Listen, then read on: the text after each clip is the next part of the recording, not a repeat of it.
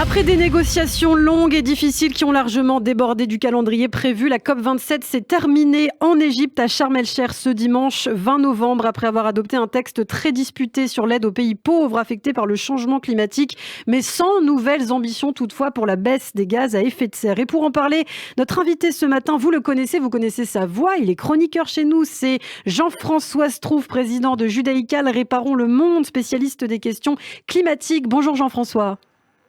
Bonjour Ilana. Et merci beaucoup d'être avec nous ce matin sur Radio J. Jean-François, qu'on retrouve le jeudi matin dans la matinale à 7h20. Alors ce matin, on va parler de la COP27 avec vous. L'Union européenne qui s'est dite déçue par l'accord sur les émissions. La France et l'Allemagne également qui ont regretté le manque d'ambition climatique.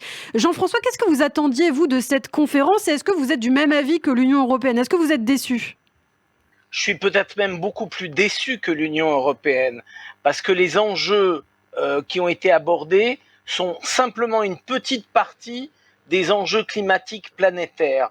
Je vais prendre 3 exemples très concrets parce que les déclarations générales de bonnes intentions doivent être suivies des faits, et là, il y a une sorte de distorsion entre les déclarations et les actes. Oui. Alors par exemple, quelque chose de très simple. Le 7 décembre prochain à Montréal, il y a la COP 15 sur la biodiversité. Parce qu'il y a des COP sur le climat, et pour faire simple, il y a d'autres COP qui s'occupent de biodiversité. Ça s'appelle des COP, c'est simplement la différence, c'est les numéros de COP. C'était la 27e COP sur le climat, et ce sera la 15e COP sur la biodiversité. Alors ça veut dire quoi?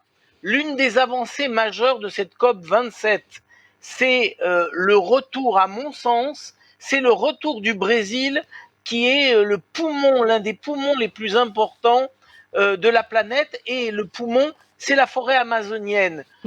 Pendant 4 ans, on a largement déboisé et le lobby agroforestier a fait tout son maximum pour détruire la forêt amazonienne. Donc la bonne nouvelle, c'est l'annonce par le Brésil du retour dans le concert des nations et la protection absolue de la forêt amazonienne. Mais il n'y a pas que la forêt amazonienne, il y a tout le reste de la biodiversité. Ne pas aboutir à dire que la COP27 doit déboucher sur la COP15 comme quelque chose de naturel, c'est oublier une part importante des actions à mener pour faire évoluer la situation dans le monde. Alors par exemple, si on réfléchit à l'élevage et l'agriculture, c'est aujourd'hui 37% des gaz à effet de serre. Néant, aucune décision sur l'agriculture et sur l'élevage. Donc ça veut dire qu'à chaque fois, on enlève des pans entiers liés à la défense du climat, et on continue sur une espèce de trajectoire qui donne le sentiment d'une certaine exiguïté des compréhensions du global du monde. Ouais. Un peu ce qu'avait dit Antonio Gutiérrez, il avait fait ce qu'on appelle un Gewalt en yiddish et en hébreu. Il avait poussé un cri d'alarme en disant « Eh oh, arrêtez, il y a des guerres, il y a des crises internationales, mais il faut avancer sur le climat. » Alors, Jean-François, quand même, il faut le dire, à l'issue de cette COP27, une déclaration finale, fruit de nombreux compromis, a été finalement adoptée, appelant à une réduction rapide des émissions, mais sans ambition nouvelle par rapport à la dernière COP de Glasgow en 2021. Concrètement, c'est vrai qu'on a du mal à comprendre de l'extérieur qu'est-ce qui bloque, pourquoi aucune décision forte n'arrive à être prise en commun, en solidarité. Alors, un des points, là, par exemple, l'Inde avait proposé qu'on prenne systématiquement toutes les énergies fossiles, qu'elles soient toutes considérées comme un peu le dossier à traiter d'urgence, et des pays producteurs d'énergie fossile comme l'Arabie Saoudite ou la Russie ont freiné des cas de fer pour qu'on ne s'attaque pas à toutes les énergies fossiles tout de suite, mais qu'on retarde encore un peu le temps. Mais on n'a plus le temps pour ça. Donc effectivement, quand des acteurs aussi importants que l'Arabie Saoudite ou la Russie continuent à revendiquer le droit d'émettre des gaz à effet de serre, on comprend que les ambitions sont forcément limitées. C'est pas parce que nous, on sera très vertueux en France, Si par ailleurs on continue à émettre des gaz à effet de serre, c'est l'impact est pour le monde entier. Mais n'est-ce pas aussi peut-être, Jean-François, une question de format? Est-ce qu'il ne faudrait pas que d'autres acteurs entrent en jeu que les États, comme les grosses entreprises par exemple? Mais absolument, vous avez totalement raison. Il faudrait que la globalité de la question soit posée sur la table à chaque fois avec des carnets de route par acteur en disant, vous, les entreprises, voilà votre carnet de route. Vous, les citoyens, voilà votre carnet de route. Vous, les États, voilà votre carnet de route. Vous, les États riches, comment vous pouvez concrètement aider les États pauvres à sortir des énergies fossiles? Or, ceci, c'est toujours la formulation de vœux pieux qui n'aboutissent pas concrètement à des résultats vraiment importants et nécessaires. Sinon, on va passer très vite d'une augmentation des gaz à effet de serre qui, au lieu d'être à 1,5 degré, sera à 2 degrés. Et ça, c'est une véritable catastrophe planétaire. Alors on parle des pays pauvres justement. Les pays pauvres souvent parmi les plus exposés au changement climatique mais qui sont généralement très peu responsables finalement du réchauffement, réclament depuis des années un financement des pertes et dommages. Je crois que ça a été adopté justement lors de cette COP27. Alors de quoi s'agit-il? Alors, il a été adopté que les pertes et dommages seront pris en compte par les pays les plus riches, certes, mais il y a loin de la coupe aux lèvres.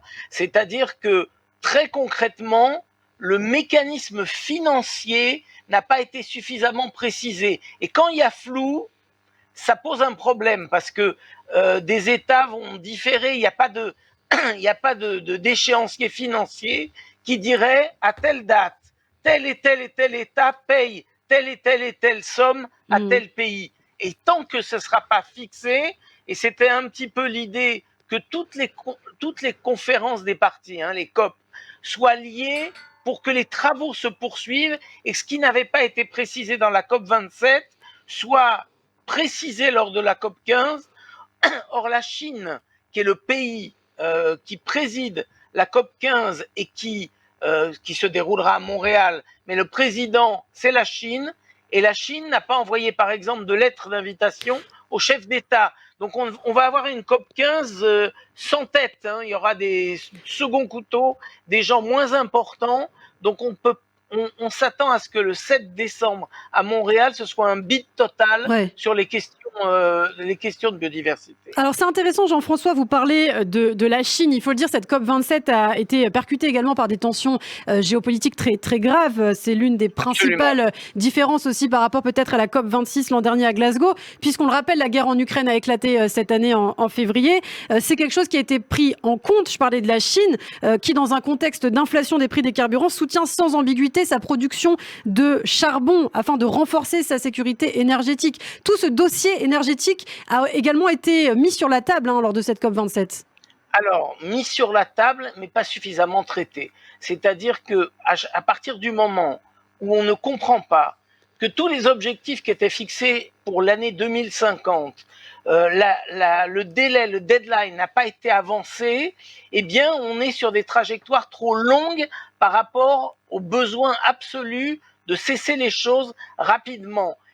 Et de toute façon, les énergies fossiles sont appelées à disparaître quoi qu'il arrive. Même si on ne voulait pas, elles sont appelées à disparaître. Alors il est vraiment temps de retrousser les manches et de se donner les moyens de développer les énergies alternatives. Alors l'enjeu, effectivement, la discussion, c'est autour du nucléaire. Est-ce que le nucléaire est positif ou pas ? Moi, personnellement, je ne suis pas un fanat du nucléaire. Je pense que c'est un pis-aller pendant des quelques années de transition, mais qu'il faudra vraiment développer considérablement les énergies renouvelables, totalement renouvelables, pour qu'on arrive à ce que la trajectoire de 2050 déjà soit à peu près atteinte.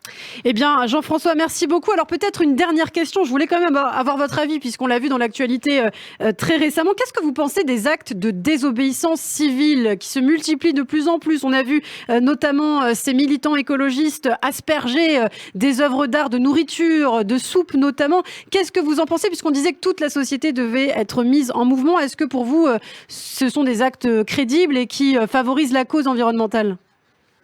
Moi, je trouve que dans un monde, hein, je parle de la symbolique, dans un monde qui a besoin d'art, de culture, qui est en crise alimentaire, jeter, même si c'est des parts totalement infimes, qui ne comptent pas, jeter des aliments sur des œuvres d'art, c'est doublement stupide. C'est stupide pour la nourriture qu'on jette, qui donne une mauvaise image. Imaginons que ce soit massif.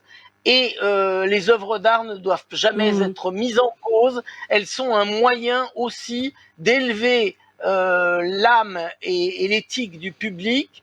Et c'est pas des actes de militantisme, sont des actes de destruction. La destruction n'a jamais rien apporté. Hein. Là, je suis extrêmement ferme. Je pense que c'est complètement négatif. Eh bien, merci beaucoup, en tout cas, Jean-François Stouff, pour toutes ces précisions sur la COP27, le bilan. Jean-François, qu'on retrouve en chroniqueur, bien sûr, le jeudi matin à 7h20. Alors, demain déjà. Ouais, demain avec Léa Moscona, tout à fait.